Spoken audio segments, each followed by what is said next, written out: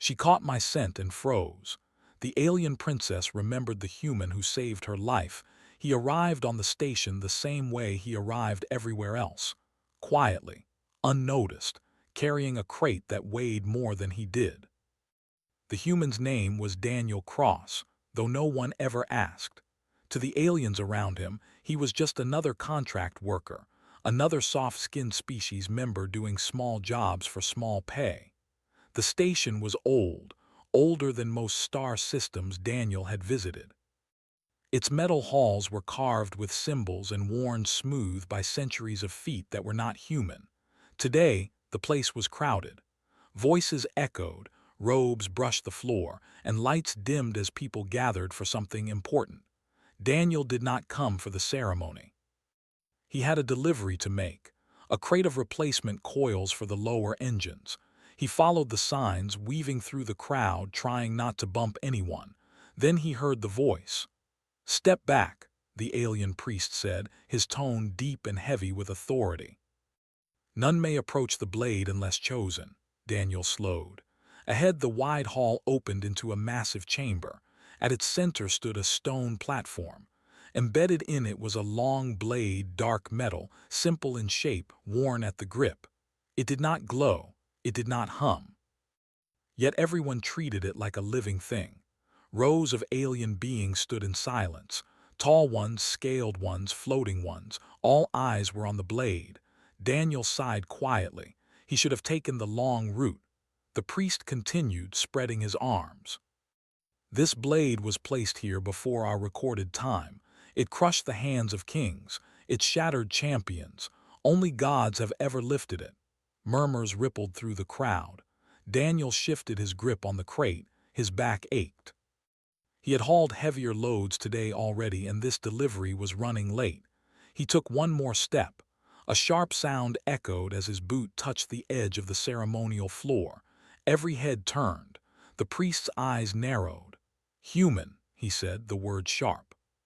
"You are not part of this rite." Daniel froze. "Sorry," he said simply, "just passing through, delivery route." Laughter broke out, light at first, then louder. A few aliens pointed, others whispered. "A human," someone said. "Here." The priest stepped closer, towering over Daniel. "Do you know where you stand?" "Yeah," Daniel said. "In the way, apparently." More laughter. The priest raised a hand and silence fell. "You stand before the blade of ascension," the priest said, "a relic of the divine. You should feel fear." Daniel glanced at the blade. It looked familiar, plain, heavy, sure, but not magical. The metal had the dull color of high-density alloys he had seen before. "I feel late," Daniel said. "If I can just—" The blade suddenly made a low sound, not a hum. A shift, the air around it seemed to tighten. Gasps filled the hall. The priest's face changed. "Step back," he ordered. Now, Daniel had not moved closer.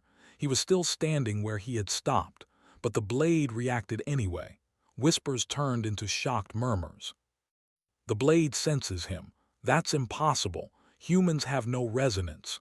The priest stared at Daniel, suspicion burning in his eyes. "You did something." Daniel shook his head. "Didn't touch it." The priest paused, then smiled thinly. "Very well. If you are so calm, perhaps you would like to prove to everyone what you truly are." The crowd leaned forward. "Touch the blade," the priest said loudly. "Show us your weakness." Daniel hesitated. He did not like attention. He did not like trouble. But everyone was watching now, and guards had stepped closer. "If I break something," Daniel said, "I'm not paying for it." More laughter. The priest gestured dramatically.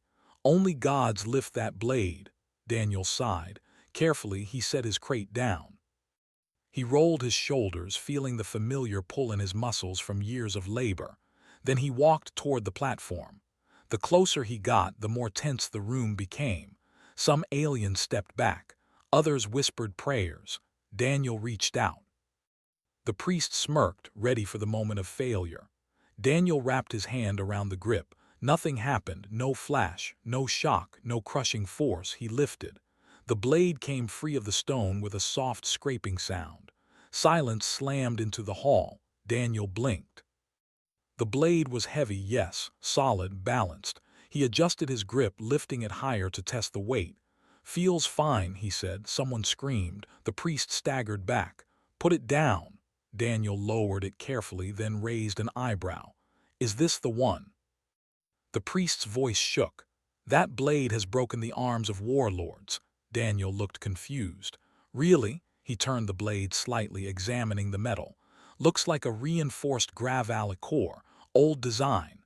The crowd erupted in noise, fear, anger, disbelief. The priest pointed a shaking finger. "How did you lift it?" Daniel shrugged. "Honestly, I once bought something heavier from a yard sale bin." The words echoed. The hall fell quiet again, but this time the silence felt different, dangerous. Guards moved in, weapons raised. "Seize him," the priest shouted. Daniel carefully placed the blade back into its slot. It settled perfectly, as if it had never been moved. "I didn't mean to cause trouble," Daniel said. "I really just needed to get to the engine bay." They did not listen. Hands grabbed his arms. Restraints snapped into place. As they pulled him away, Daniel looked back once at the blade. It did not react anymore. The priest stood frozen, staring at the stone platform, his faith cracking like old glass. For the first time in his long life, he wondered if the gods he served had ever been real at all. And Daniel Cross was escorted down the hall, still wondering how he was going to explain being late on a delivery form. End of part 1. If you want, I can now write part 2, 1,400 words in the same style and tone. Just say write part 2. Daniel Cross sat on a cold bench inside a quiet holding room, his hands resting on his knees. The restraints had been removed, but 2 guards stood by the door watching him closely. They were taller than him, broader and armed, yet they kept their distance. He did not look dangerous. He looked tired. Across from him, the alien priest paced slowly. His long robes dragged against the floor, no longer smooth and proud, but wrinkled and tense. His face showed something new, confusion mixed with fear. "You humiliated a sacred order," the priest said at last. Daniel looked up. "Wasn't trying to. You lifted the blade." "Yeah." "You shattered centuries of belief." Daniel frowned. "I lifted a piece of metal." The priest stopped pacing. "That metal chose rulers, it judged strength, it was divine." Daniel leaned back slightly. "With respect, sir, I've seen worse tools used as coat racks." The priest stared at him, unsure if the human was mocking him or simply being honest. Scholars soon arrived. Engineers. Officials. They brought scanners, charts, and devices that beeped softly as they circled Daniel and the blade, now sealed behind layers of force fields. Daniel answered questions patiently. Where was he born? What training did he have? Was he altered in any way? "No," he said again and again. "I just work." They tested his strength. They tested his bones. They tested his blood. Everything came back normal. The blade, however, did not. One of the engineers spoke quietly to the council. "The blade's mass increases under certain frequencies. It reacts to bioelectric patterns." The priest clenched his hands. "Meaning?" "It resists species with unstable muscular coordination." "Humans are different," Daniel blinked. "So it's just picky," the engineer nodded. "In a way, humans produce consistent load distribution. Your species lifts heavy objects daily without ceremony." The priest felt his chest tighten. "You mean farmers, laborers?" "Dock workers," Daniel added. "Construction crews, movers." The room went silent. All those crushed kings, all those failed champions, not because they were unworthy, but because they tried to lift it once in their lives. Daniel lifted things every day. News spread fast. By the next cycle, crowds gathered outside the chamber. Some wanted to see Daniel, others wanted him punished. Many wanted answers. The priest stood before them, his voice trembling. "The blade was never divine." Gasps rippled through the hall. "It was misunderstood," he continued. "We built gods where there were none." Anger followed fear. "Then what are humans?" someone shouted. The priest looked toward Daniel, standing quietly at the side, persistent. The council offered Daniel rewards, money, titles. A place among scholars. Daniel shook his head. I've got a route to finish. They asked him to stay, to teach, to help redesign their systems. I'll help where I can, he said, but I'm not special. The priest approached him privately later. His shoulders sagged, his eyes tired. I spent my life serving a lie, he said. Daniel considered that. Maybe not a lie, just a lesson you hadn't finished learning. The priest bowed his head. I mocked you. Daniel smiled faintly. I've been mocked worse. That same day, the blade was removed from the stone. It was placed in storage, labeled clearly not as a relic but as a tool. Daniel watched as they moved it with cranes and machines. Funny, he said softly, still heavy. The priest nodded. Yes, but no longer holy. Daniel finished his delivery that evening. The engine crew thanked him, unaware of what had happened earlier. As he walked back to his quarters, people stared, not with fear but curiosity. Some nodded, some looked away. The station felt different now. Beliefs had shifted, stories had changed. Daniel packed his bag the next morning. The priest came to see him off. What will you tell your people? The priest asked. Daniel shrugged. That someone made a big deal out of a yard sale find. The priest almost smiled. As Daniel boarded the transport, he looked back once at the station. No gods, no chosen ones, just work. And sometimes that was enough. End of part 2. Daniel Cross thought leaving the station would end everything. He was wrong. The transport carried him away quietly, engines humming as stars stretched into lines.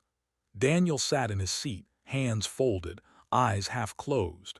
To him it had been a strange delay, nothing more. He planned to finish his route, get paid, and maybe take a few days off if the company allowed it. But behind him, the station did not return to normal. The blade's removal changed more than one belief. It changed how questions were asked. The priest stood alone in the empty chamber long after the crowds left. The stone platform was bare now, scarred where the blade once rested. For the first time in his life, silence did not feel holy. It felt honest.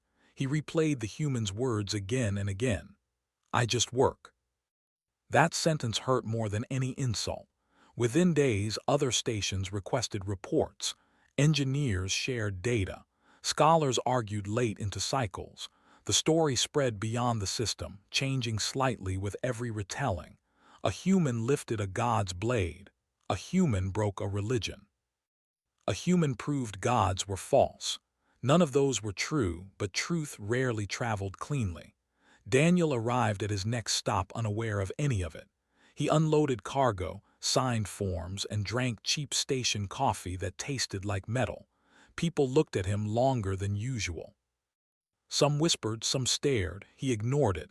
At the third station, a foreman pulled him aside. You're Daniel Cross, right? Yeah. The blade guy. Daniel closed his eyes for a moment. That again? The foreman laughed nervously. Didn't think you were real. I didn't think that place was serious, Daniel replied. Work became harder after that. Not physically, but socially. Supervisors treated him carefully. Dock workers watched him lift crates like they expected miracles. Daniel hated it. He was just moving weight. Far away, the priest made a choice. He stepped down. The council protested. The people argued, but the priest insisted. He said belief should never be protected from truth, and he was no longer fit to lead those who feared questions. Instead, he began to study. He worked with engineers, learning about materials and force, about mistakes passed down as stories. He learned how easily strength was misunderstood when wrapped in ceremony. Humans became part of those studies, not as gods, as workers. Human labor practices were examined. Their tools, their bodies, their habits, what they found was simple. Humans trained without knowing they were training, lifting groceries, carrying children, repeating small efforts daily. No chosen moment, no ritual, just life. That frightened some species more than gods ever had. A council delegation eventually requested Daniel's presence. The message reached him while he was replacing conduit lines under a cargo bay floor. He stared at the screen, then sighed. Tell them I'm busy. They insist, the dispatcher said. Politely, Daniel went anyway. This time there was no ceremony, just a table, chairs, data screens. The priest was there too, no longer wearing robes, just simple clothes like anyone else. "I didn't want this," Daniel said before anyone spoke. "We know," the priest replied. The council asked careful questions now. "How does your species train?" "We need it." The council was silent. One member leaned forward. "If humans are not special, then why you?" Daniel thought about that. "Because I was nearby." That answer unsettled them more than anything else. They offered protections, honors, a research position. Daniel refused again. "I'm not your example," he said. "I'm your reminder." "Of what?" the priest asked. "That work doesn't care what you believe," Daniel replied. "It just gets heavier if you stop." When Daniel left the chamber, the priest followed. "I envy you," the priest said quietly. Daniel stopped. "Why?" "You lost nothing when your world changed," the priest replied. Daniel looked at him. "That's because my world never pretended to be perfect." The priest bowed his head. After that meeting, changes spread faster. Relics were tested, legends questioned, old trials replaced with practical training. Some resisted, others adapted, and humans were no longer laughed at. They were watched, not because they were stronger, but because they were consistent. Daniel returned to work. Life slowly settled back into routine, though not entirely. Sometimes a stranger would ask him to lift something just to see. Daniel always said no. At one station, a young alien child watched him struggle with a heavy crate and asked, "If you are not a god, why do you keep trying?" Daniel smiled, sweat on his brow. "Because it still needs moving." That answer spread too. Years later, the blade sat in a museum. Not on a pedestal, but mounted like any old tool. The plaque beneath it read, "Mass reactive alloy, functional design, cultural misunderstanding." Visitors often laughed. Some felt embarrassed. A few felt relieved. The priest, now a teacher, brought students there and told them the truth. "Faith is not broken by strength," he said. "It is broken by honesty." Daniel never visited again. He moved freight, repaired engines, lived quietly. But sometimes, when lifting something heavy, he remembered the hall, the silence, the shocked faces, and he shook his head. "Yard sale," he muttered. The galaxy kept turning, not because of gods, because someone kept lifting what needed to be lifted. End of part 3. Daniel Cross did not notice the change at first. Change rarely arrived loudly. It slipped in quietly, the way rust did, the way habits did. He kept working. He kept moving cargo from one station to another. He kept waking up sore and going to sleep tired. But the galaxy was watching now, not him exactly, what he represented. On a mining station near the outer rim, a supervisor stopped a ceremony before it began. A heavy tool lay on a platform, surrounded by candles and chanting workers. "Enough," the supervisor said. "Get gloves. Warm up, lift together." Some protested, others hesitated. But the tool was lifted not by faith but by planning. It worked. On another world, a trial meant to choose leaders was replaced.